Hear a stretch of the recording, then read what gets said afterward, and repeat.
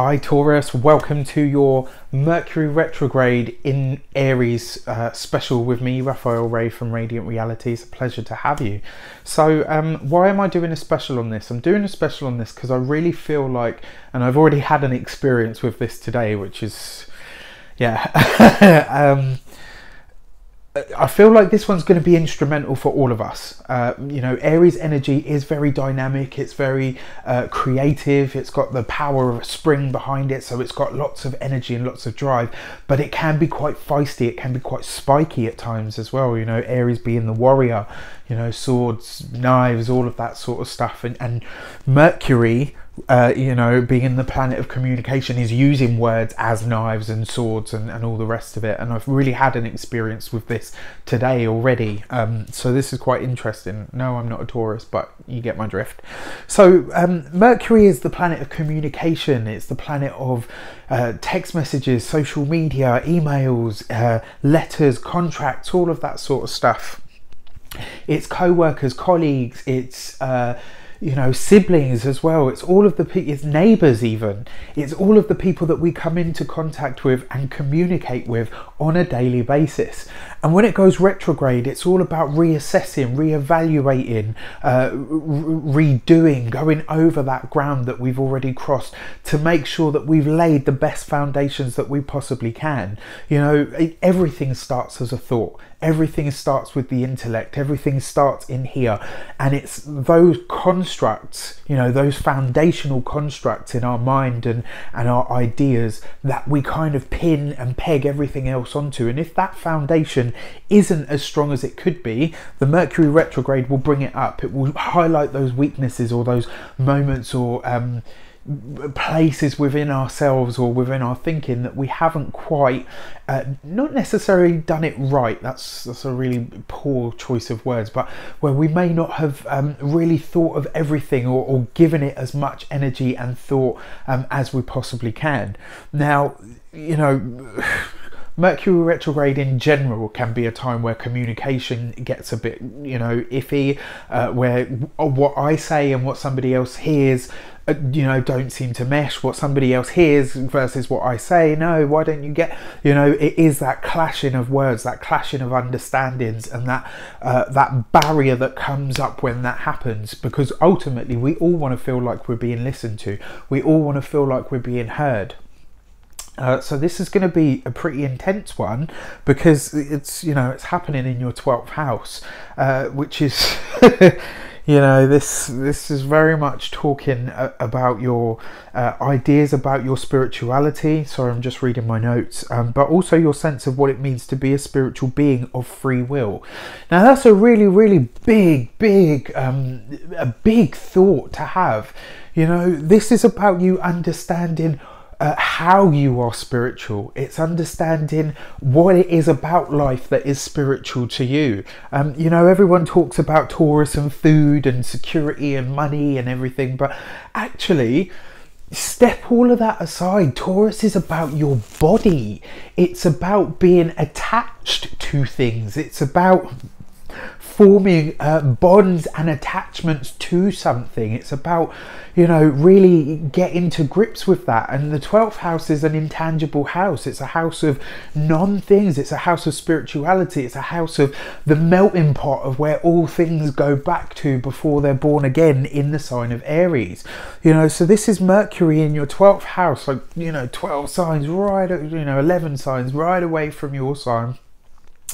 And it's in there and it's kind of making you think, right, well, what do I believe about spirituality? What is spiritual to me? You know, the body, the garden, be out in nature, do things that are going to enlighten and enliven your sense of spirituality. You know, you're gonna, I mean, when I see this, what it kind of says to me is you're thinking about what your free will actually entails and how that's linked to the divine and where the two interlap. This is interlap, that's not even a word.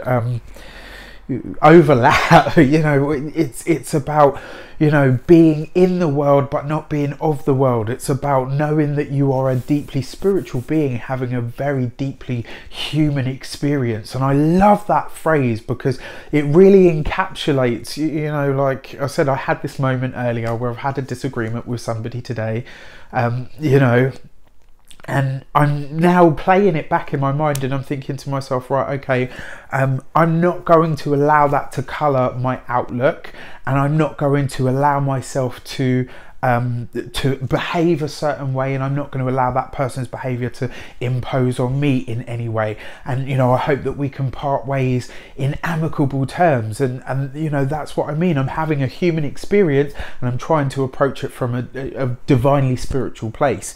For you personally, this is going to be a theme over the next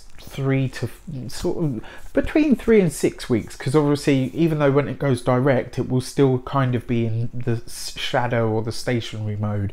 So this is what you're going to be thinking about. This is what you're going to be starting to understand. You know, I am a being of free will, and that free will has been given to me by a higher source.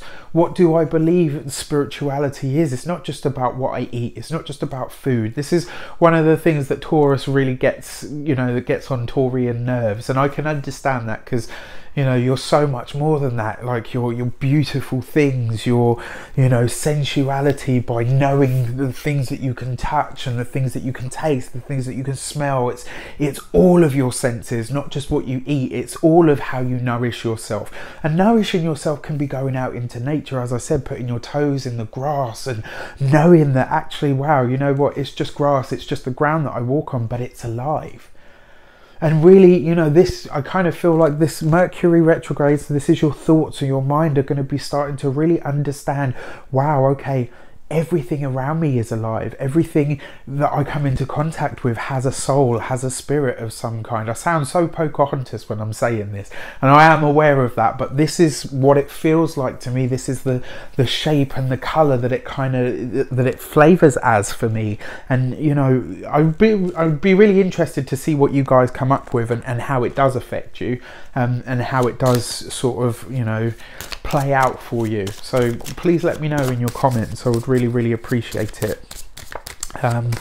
So I would like to bless these cards with all forms of love, light, peace, prosperity and abundance, and I hope that the message that comes through is ultimately clear and concise, and it helps you on your path to your highest vibrational good. Okay, so you get the moon, which is really interesting because the 12th house is the lunar house. You know, the 12th house is the house of the moon, and it's also Pisces, which is Neptune. But, you know, this card, the moon card, has very strong links to Pisces. It has very strong links to the 12th house. And it talks very much about shining light into the darkness. It talks about bringing things up from the subconscious, which is the 12th house. You know, this is, you're going to be going really deep into the core being of who you are.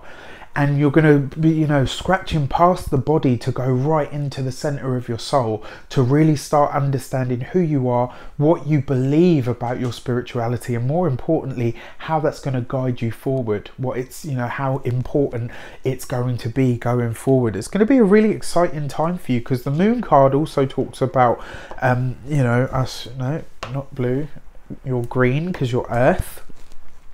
But it also talks about your subconscious. It talks about things bubbling up from there. It talks about going and getting right down into the depth of it so that you can really understand it. This is going to be a very big time of introspection for you, Taurus, because it's going to be a time where you're really starting to go deep and to you know, ask yourself really fundamental questions.